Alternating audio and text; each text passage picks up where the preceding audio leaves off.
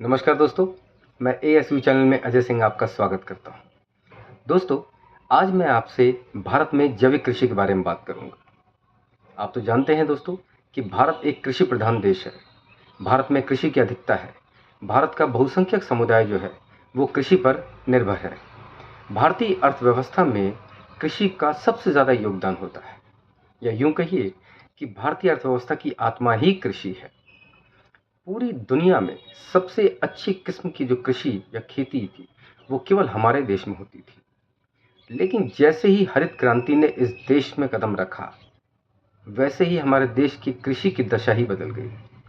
उसके बाद हरित क्रांति के बाद हमारे देश में रासायनिक खेती का बोलबाला चालू हो गया। यानी खेती के अंदर रासायनिक उर्वरक, कीटनाशक, कीड़नाशक का प्रयोग होने लगा और इसकी अधिकता इतनी ज़्यादा हो गई कि कई गंभीर बीमारियों ने हमारे देश के लोगों को घेर लिया।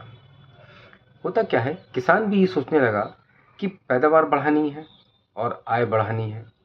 लेकिन पैदावार और आय बढ़ाने के चक्कर में वो ये भूल गया दोस्तों कि आप अपनी ज़मीन को जहरीला बना रहे हैं, आप अपनी खेती को जहरीला बना रहे हैं और इस खेती से जो निकलने वाला अनाज है वो आपके देश के लोग ही खाएंगे। पैदावार बढ़ जाएगी, आय भी बढ़ जाएगी, लेकिन आपको हासिल क्या होगा?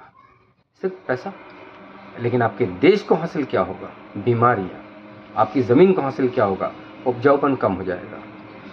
भाई, आपको अगर खेती से पैसा कमाना है तो ऐसे कई तरीके थे जिनको अपना के आप खेती से पैसा कमा सकते थे। लेकिन ज़्यादा उर्वरक का इस्तेमाल करके आपने पैसा बना लिया, उसकी उत्पादकता बढ़ा के आपने पैसा कमा लिया।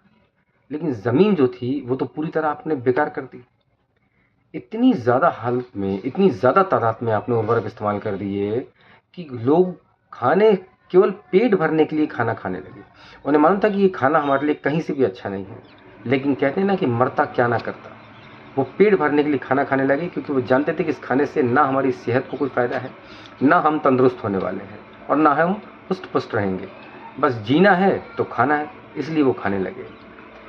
जबकि आपको करना ये था कि इस उर्वरक का, कीटनाशक का या कीड़नाशक का आपको उपयोग कम करना था, जो कि आज से 30-40 साल पहले होता था। लेकिन आपने ज़्यादा मुनाफा और ज़्यादा उत्पादकता के चक्कर के अंदर आपने इतना ज़्यादा उर्वरक इस्तेमाल कर लिए कि पूरी पूरी फसल को ही आपने बर्बाद कर दिया। सेहत के तौर पे तो बिल्कुल बर्बाद कर दिया। लेकिन वो तो भला हो कि हमारी सरकार की आंखें समय पर खुल गई, या ये कहिए कि देर से खुली लेकिन खुल गई। हमारी सरकार का ध्यान इस ओर गया कि अरे बाप रे, ये तो बड़ा गंभीर विषय है। क्योंकि भारत में जिस हिसाब से बीमारियों ने पैर पसारा दोस्तों, वो बड़ा शोचनीय था। क्योंकि भारत में कभी इतनी बीमारियां रही नहीं जितनी अब आई। तो सरकार का ध्यान इस ओर गया। तो सरकार ने अब कहा कि किसानों से कहा कि आप लोग जैविक खेती करिए, यानी ऑर्गेनिक फार्मिंग करिए। चलिए, देर आए दुरुस्त आए। अच्छा, अब इस सरकारों से कोई पूछे दोस्तों कि भैया, आज से 30 साल 40 साल पहले तो हम लोग जैविक खेती करते थे, तो हम लोगों को रासायनिक खेती की तरफ क्यों मोड़ा जब जैविक खेती ही करवानी थी? खैर दोस्तों, अब ये सवाल पूछ के कोई मतलब तो निकलेगा नहीं। देर आए दुरुस्त आए, सरकार को कम से कम इस बात का एहसास तो हुआ कि हाँ भाई, जैविक खेती करना चाहिए। तो सरकार ने किसानों से कहा कि आप जैविक खेती कीजिए। जैविक खेती क्या होता है दोस्तों, यानी ऑर्गेनिक फार्मिंग होता क्या है? तो देखिए, ऑर्गेनिक फार्मिंग में क्या होता है दोस्तों कि रासायनिक उर्वरकों का प्रयोग जो होता है वो ना के बराबर होता है या बिल्कुल ही नहीं होता। ज़मीन की उपजाऊ क्षमता को बढ़ाया जाता है। उपजाऊ क्षमता कैसे बढ़ेगी उसके अंदर? फसल चक्रों से, अलग अलग फसलें उगा के, हरी खाद से और केचुआ खाद। केचुआ खाद मतलब वर्मी कंपोस्ट, वो खाद जो केचुओं द्वारा बनाई जाती है, उसका उपयोग करके आप ज़मीन की उपजाऊता को बढ़ा सकते हैं। अब इन सब चीज़ों का प्रयोग करके किसानों ने जैविक खेती शुरू कर दी। जैविक खेती का लाभ भी है, जैविक खेती से हमें भी बहुत फ़ायदा है। सबसे ज़्यादा फ़ायदा जैविक खेती से किसको है दोस्तों, आपको मालूम है? किसानों को खुद है। इसलिए है कि जैविक खेती करने से किसानों की भूमि जो है उसकी उपजाऊ क्षमता बढ़ जाती है। दूसरा कि उसमें रासायनिकों का प्रयोग, रासायनिक उर्वरक, कीटनाशक और कीड़नाशक का प्रयोग बहुत कम होता है, तो उससे लागत कम आती है और आय बढ़ जाती है। तीसरा फ़ायदा कि अंतर्राष्ट्रीय स्तर पर जैविक उत्पादों की मांग बहुत ज़्यादा है दोस्तों, जिसकी वजह से किसानों की आय दुगनी तिगनी होती जा रही है। ये फ़ायदा। एक फ़ायदा और है दोस्तों पर्यावरण की दृष्टि से भी जैविक खेती बड़ी ही फायदेमंद है। ऑर्गेनिक फार्मिंग अगर आप करते हैं तो एनवायरनमेंट पे बड़ा इसका फर्क पड़ता है। पहला फायदा यह है कि भूमि का जल स्तर बढ़ जाता है दोस्तों। ऑर्गेनिक खेती से भूमि का जल स्तर बहुत तेजी में बढ़ता है।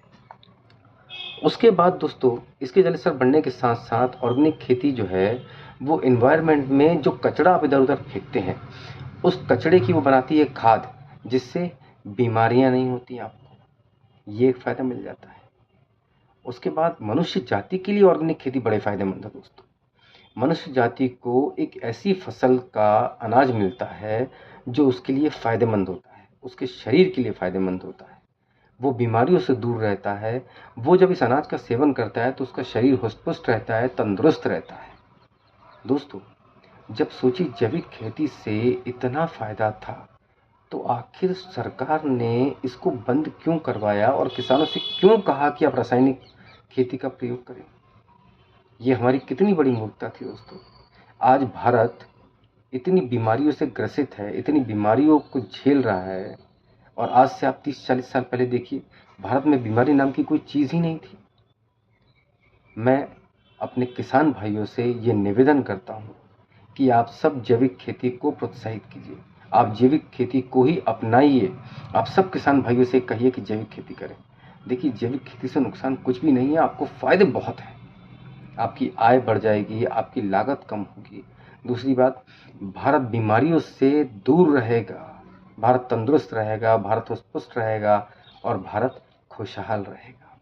आप भी भारत के एक अंग हैं, आप अन्नदाता हैं, आपका रोल सबसे महत्वपूर्ण है भारत के विकास में। इसलिए आप जैविक खेती को अपनाइए और भारत को खुशहाल और बीमारियों से मुक्त रखिए। दोस्तों बहुत बहुत धन्यवाद।